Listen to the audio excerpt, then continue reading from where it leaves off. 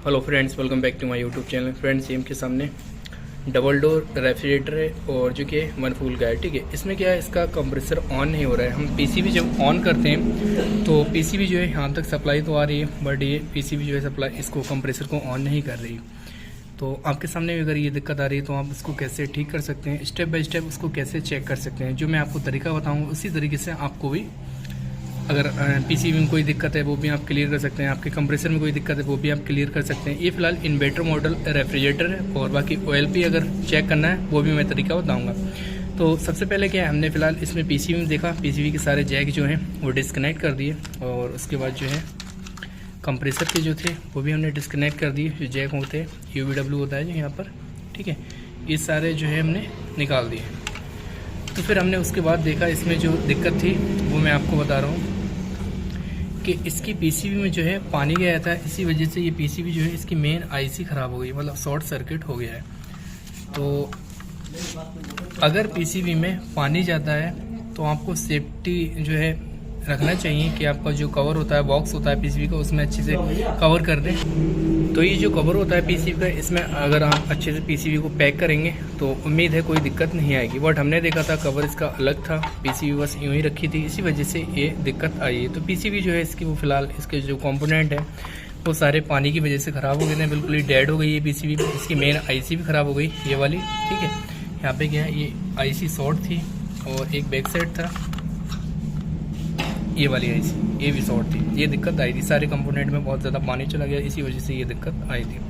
तो फिलहाल सबसे पहले जो है हमने एक न्यू पीसीबी ले लिए, ये वाली न्यू पीसीबी है इसमें। तो वो जो मैं है इसको ओपन करके, बट उससे पहले जो है कंप्रेसर को हमको टेस्टिंग कर लेना है, ओएलपी वगैरह चेक कर लेना है कि हो सकता है अगर वो शॉर्ट होगा तब भी दिक्कत आएगी।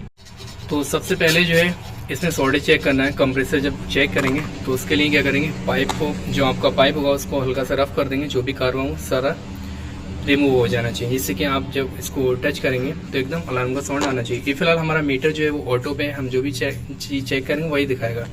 तो इस तरीके से आपको चेकिंग करना है, ठीक है। तो यहाँ पे अगर अलार्म का साउंड आता है तो आपका कंप्रेसर जो है वो शॉर्ट होता है। फिर उसके बाद नेक्स्ट देखना है, फिर उसके बाद नेक्स्ट देखना है, इस तरीके से चेकिंग करने हैं। और बाकी जो UVW है उन तीनों को भी चेक करना है स्टेप बाय स्टेप। तो उन जो पिन है आप देखेंगे तो यहाँ पे वैल्यू जो है तीनों में शो होना चाहिए और सेम होना चाहिए। अभी आप देख रहे हैं 1.1 है, तो इस तरीके से तीनों में सेम होना चाहिए, 1.1 ही रहना चाहिए। ये ऐसा है, डाउन होगी। अब उसके बाद तीसरे में देखेंगे,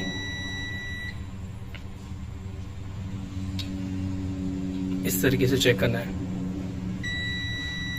तो यहाँ पे देख रहे हैं 1.1 है, 1.1 है, 1.1 हो रही है, 1.0। उस तरीके से फिर से दोबारा चेक करेंगे,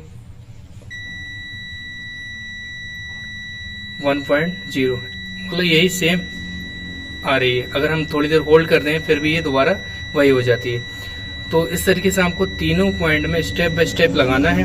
फिर से एक बार लगाते हैं और फिर से मैं दिखाता हूँ एक बार। इस तरीके से कनेक्ट करना है, 1.0, ठीक है। नेक्स्ट 1.0, ठीक है। यही आ रही है तीनों में। अगर हम होल्ड करते हैं उसके बाद थोड़ी देर रोकते हैं तो उसके बाद यही आती है।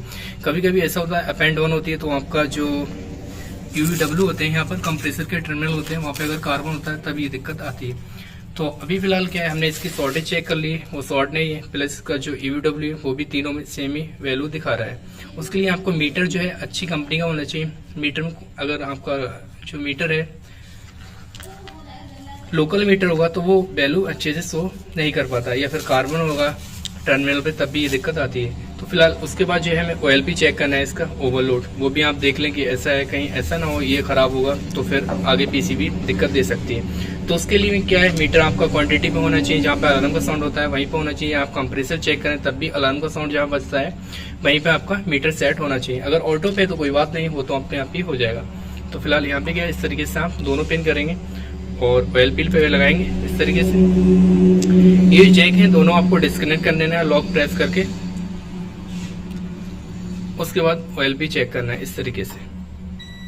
तो यहाँ पे अलार्म का साउंड आ रहा है, तो इस कंडीशन में आपका जो OLP है वो ओके है, कोई दिक्कत नहीं है। अगर ये बीच में से ब्रेक हो जाता तो उस कंडीशन में आपको OLP भी चेंज करना पड़ता। बट OLP ठीक है, बाकी आपको वायरिंग चेक कर लेना है, A to Z जो भी आपकी वायरिंग है एकदम जैक वगैरह देख लेना है, इनमें पानी वगैरह नहीं होना चाहिए, कहीं से वायर कट नहीं होना चाहिए, ये सारी चीज स्टेप बाय स्टेप चेक करना है। तो फिलहाल अभी तक सब कुछ ओके, मैं इसको फिट करके उसके बाद ऑन करके और इसके एम्पेयर भी दिखाता हूँ कितने चल रहे हैं।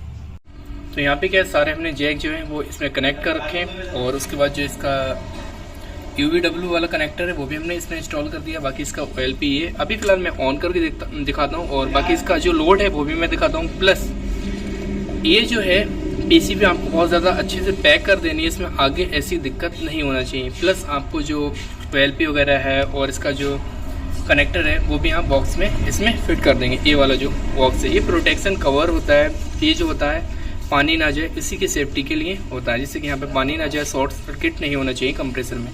तो इसीलिए PCB अगर आप इसमें रख देंगे तो उसके बाद ये दिक्कत नहीं आएगी। तो फिलहाल हम इसको ऑन करके फिर मैं आपको दिखाता हूँ कि इसका कंप्रेसर अब ऑन होता है या नहीं। बाकी हमने टेस्टिंग वगैरह सब आपको बता दी।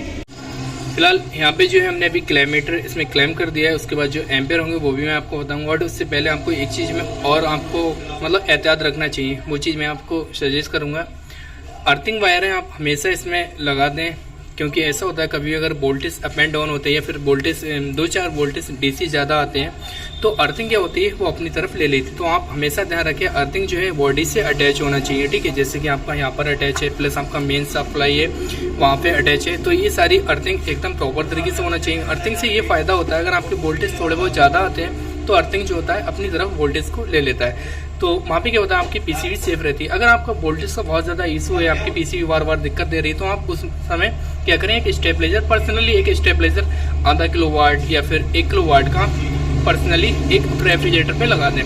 उससे क्या होगा, अगर आपके वोल्टेज बहुत ज़्यादा अप डाउन है तो दिक्कत नहीं आएगी। तो जो दिक्कत होती है जैसे कि बार बार आपकी PCB खराब हो जाती है, तो उस समय आप अगर स्टेबलाइजर का यूज़ करेंगे तो उम्मीद है आपकी जो PCB है वो सेफ रहेगी और वोल्टेज अगर ज़्यादा आते हैं तो वो कट कर देगा, अगर लो आते हैं तो वो वोल्टेज जितने रिक्वायरमेंट है रेफ्रिजरेटर को उतने देगा। जैसे कि 220 से 240 AC बोर्ड पे रन करता है, उसके बाद जो PCB होती है वो कन्वर्ट करती है DC बोर्ड में, तो DC AC दोनों पे ये कंप्रेसर रन करता है, ये वाला जो कंप्रेसर है, ठीक है। तो आपका कंप्रेसर भी सेफ रहेगा, PCB कार्ड जो है वो भी सेफ रहेगा, कोई दिक्कत नहीं आएगी। बाकी आपको जो है पानी की एहतियात रखनी है। तो फिलहाल अभी जो है मैं इसको ऑन करके फिर मैं आपको दिखाता हूँ इसका लोड, कंप्रेसर ऑन होता है, प्लस कूलिंग वगैरह सब मैं आपको बताता हूँ। तो अभी फिलहाल यहाँ पे आप देख रहे हैं इसकी जो PCB है, PCB की लाइट जो है वो ग्लो हो गई है, मतलब इसकी जो ग्रीन लाइट है वो ऑन हो गई। बाकी इसका जो एम्पेयर है लगभग आधा एम्पेयर चल रहा है और यहाँ पर जो है इसका जो कंप्रेसर है वो ऑन हो गया। डिस्चार्ज लाइन जो है वो हीट हो रही है अच्छे से, इसकी जो कंडेंसर वाली लाइन है वो हीट हो रही है। बाकी मैं आगे दिखाता हूँ एकदम अच्छे से, कोई दिक्कत नहीं।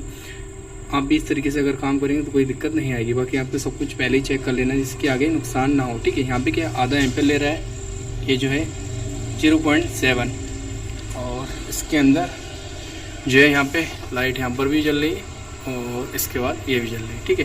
फैन का फ्लो वगैरह सब आ रहा है। अभी फ़िलहाल हल्की कूलिंग है, ऑन हुआ है। तो फ्रेंड्स ये इन्फॉर्मेशन कैसी लगी, अच्छी लगी वीडियो को लाइक कर दो, चैनल पर न्यू विजिट किया चैनल को सब्सक्राइब कर दो। Thank you for watching.